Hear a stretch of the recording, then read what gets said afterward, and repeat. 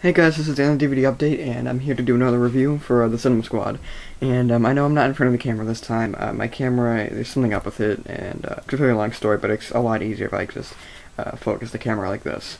This can be a short review, but I'm gonna just review the new, well, I guess new-ish, David Hyde Pierce film, Perfect Host.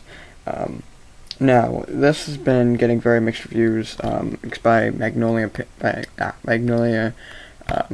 who, they've done some pretty good films, but whenever I think of Magnolia, I think of just, alright films. I never really think of films that really, are outstanding, really, in any way.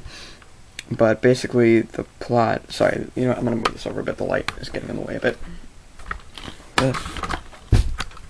Alright. Well, the plot of The Perfect Host is that, I forgot the actor's name. Here we go, Clayne Crawford. Movie opens up with him basically on the run. He robbed a bank, and he needs somewhere to hide. So he goes into this guy's mailbox, and he sees this letter from this guy's wife named Julia. I'm sorry, I don't want to keep calling him this guy. John Taylor.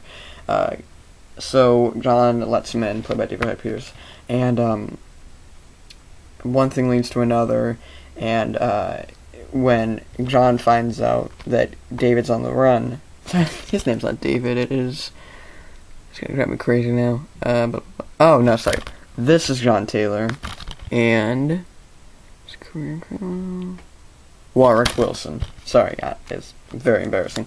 Anyway, so this is Warwick, and I already remember. This is John. Okay. So, when Warwick finds out that John is on the run, basically John holds him hostage, but what he didn't know was that Warwick already drugged him, and Warwick plans to kill him, but is holding a dinner party. And as the film goes, you realize that Warwick has probably a mental probably has some sort of mental disorder, because it's never really said if he's imagining the guests over, or if he knows that there aren't any guests over and he's just messing with John, and no, it's not really a spoiler, so that sort of goes with the film, and basically tells John that he's going to be dead by 6 a.m., but, it beats the shit out of him, drugs him, all that kind of stuff. And along the way, we slowly learn more into why John robbed the bank. Or did he? Was it a twist?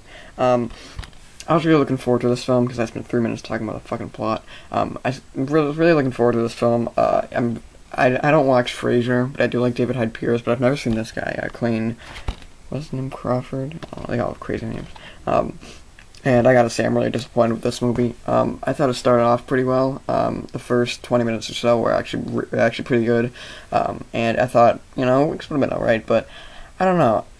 David Hyde Pierce kind of ruined the film for me.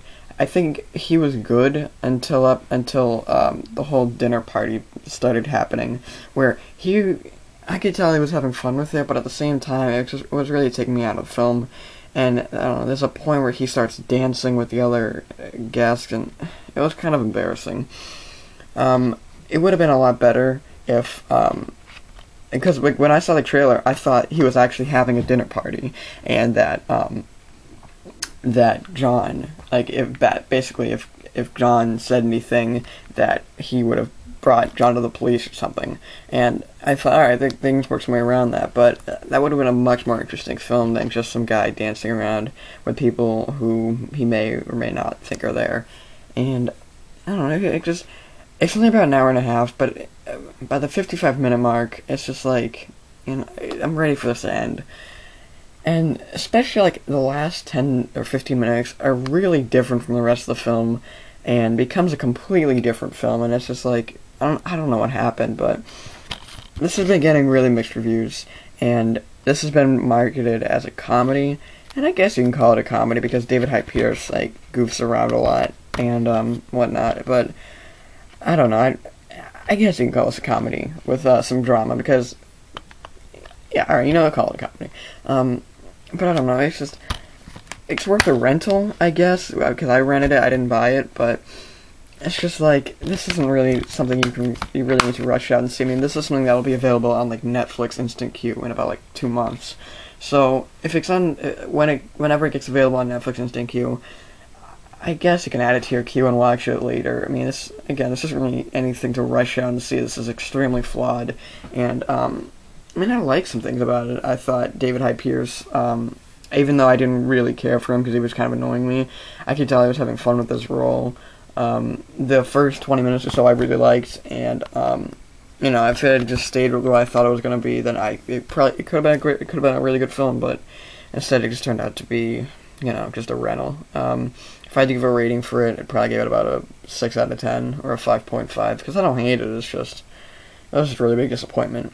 So, anyways, guys, thanks for watching, and I'll see you next time. This is the end of the DVD update for the Cinema Squad, saying bye.